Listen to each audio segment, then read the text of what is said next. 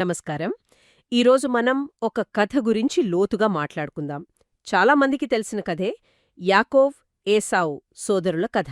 అవును. వినడానికిది ఒక అన్నను తమ్ముడు మోసం చేసిన కథలా ఉంటుంది. కానీ బీట్ ఇస్రాయెల్, ఇంటర్నేషనల్ గడ్డి ఎఫ్రాయిం నోట్స్ చూస్తే అసలు విషయం వేరే ఉంది. నిజమే. ఇది కేవలం కుటుంబ కలహం కాదంట. ఒక తల్లి గర్భంలోనే మొదలైన ఒక విశ్వ సంఘర్షణ. ఆహా. ఆ సంఘర్షణ లోతుల్లోకి ఈరోజు వెళ్దాం. అవును, మనం పైపైన చూస్తే మోసంగా అనిపిస్తోంది. కాని జోహార్ లాంటి గ్రంథాలేం చెప్తాయంటే రిబ్కా గర్భంలో జరిగింది ఒక మామూలు విషయం కాదు, అది రెండు ప్రాథమిక శక్తుల మధ్య యుద్ధం. రెండు శక్తులా? అవును. ఈ నోట్స్ ప్రకారం వాళ్ళిద్దరూ రెండు సర్పాలనమాట.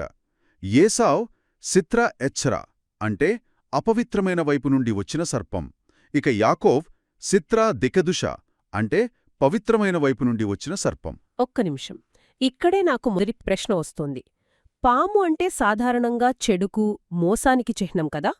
మరి పవిత్రుడైన యాకోబును కూడా పవిత్ర సర్పం అని ఎందుకంటున్నారు? అంటే దాని వెనుక ఉన్న అర్థమేంటి? చాలా మంచి ప్రశ్న అడిగారు. ఇక్కడ సర్పం అంటే ఒక ప్రాథమిక శక్తి లేదా జ్ఞానం అనుకోవచ్చు. ఓకే. ఏసావులో ఆ శక్తి అదుపు లేకుండా కేవలం భౌతిక ప్రపంచం వైపు వెళ్ళిపోయింది. కాని యాకోవులో అదే శక్తి నియంత్రించబడింది, ఆధ్యాత్మికత వైపు మళ్లించబడిందన్నమాట.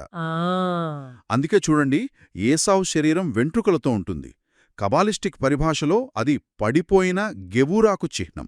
గెవురా అంటే? గెవూరా అంటే దైవిక శక్తి లేదా తీర్పు. ఏసావు విషయంలో ఆ శక్తి తప్పుదారి పట్టింది. అదే యాకోబు సున్నితత్వం అంతర్గత సత్యాన్ని చూపిస్తుంది. అర్థమైంది. అంటే శక్తి ఒకటే, కాని దాన్ని ఉపయోగించే దారి వేరు. సరే, మరి కథలో యాకోబు పుట్టేటప్పుడు ఏసావు మడమను పట్టుకుంటాడు కదా, అది చాలా ముఖ్యమైన ఘట్టం. దాని అర్థమేమిటి? అదే ఈ మొత్తం రహస్యానికి పునావి. మడమను పట్టుకోవడం అంటే పవిత్రత అపవిత్రతను తన అధీనంలోకి తీసుకుని దాన్ని మార్చడానికి ప్రయత్నించడం.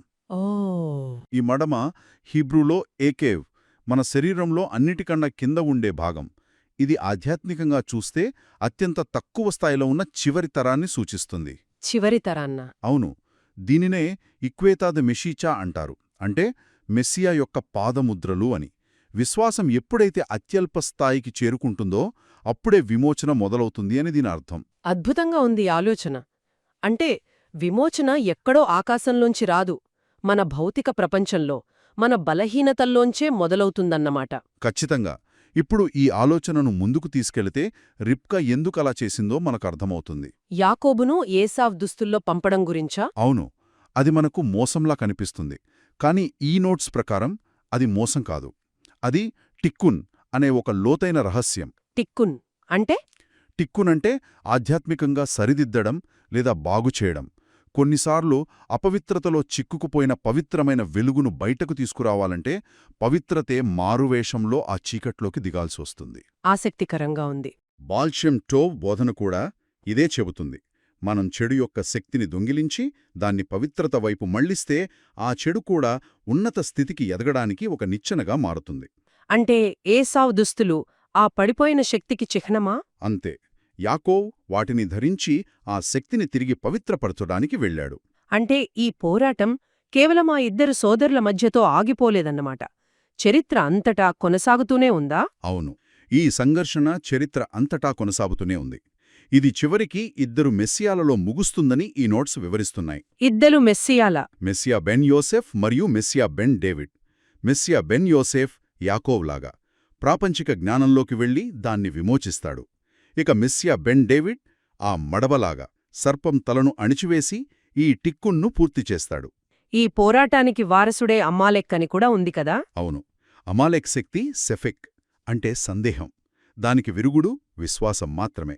మొత్తం మీద ఈ రెండు సర్పాల కథ నుండి మనం గ్రహించాల్సిన ముఖ్య విషయమేమిటి? అంతిమంగా ఈ కథ యొక్క లక్ష్యం సర్పం యొక్క విషాన్ని స్వస్థపరిచే ఔషధంగా మార్చడం. మోషేకర్ర ఫరో సర్పాలను ఎలా మింగేసిందో అలాగే మెస్సియా యొక్క పవిత్ర జ్ఞానం మోసపూరిత ప్రాపంచిక జ్ఞానాన్ని మింగేస్తుంది. గడ్డి ఎఫ్రాయిం ప్రకారం యాకోబు విజయం ఒక లోతైన రహస్యాన్ని చెబుతుంది. సర్పం పడిపోవడం కూడా దైవిక ప్రణాళికలో ఒక భాగమే. ఎందుకంటే అత్యంత లోతైన చీకట్లోకి దిగితేనే కాంతి అత్యల్ప స్థాయికి కూడా చేరగలదు. అంటే అత్యంత బలహీనంగా కనిపించేదే చివరికి విజయానికి చిహ్నంగా మారుతుందన్నమాట. ఖచ్చితంగా. అందుకే యాకోబు పట్టుకున్న ఆ మడమ చివరికి మెస్సియా కిరీటంగా మారుతుంది. ఈరోజు చర్చ మనల్ని ఎంతో ఆలోచింపజేసింది. ఒక సాధారణ కథ వెనుక ఇంత విశ్వరహస్యం ఉంటుందని ఊహించలేదు. మరి వింటున్నవాళ్లు ఆలోచించడానికి ఒక ప్రశ్న. తప్పకుండా. మన జీవితంలో మనం ఏసావ్గా అనుకునే మన బలహీనతలను, మన ప్రతికూల శక్తులను మనం కూడా టిక్కున్ చేయగలమా? వాటిని మన ఎదుగుదలకు నిచ్చెనలుగా మార్చుకోగలమా? దీని గురించి ఆలోచించండి.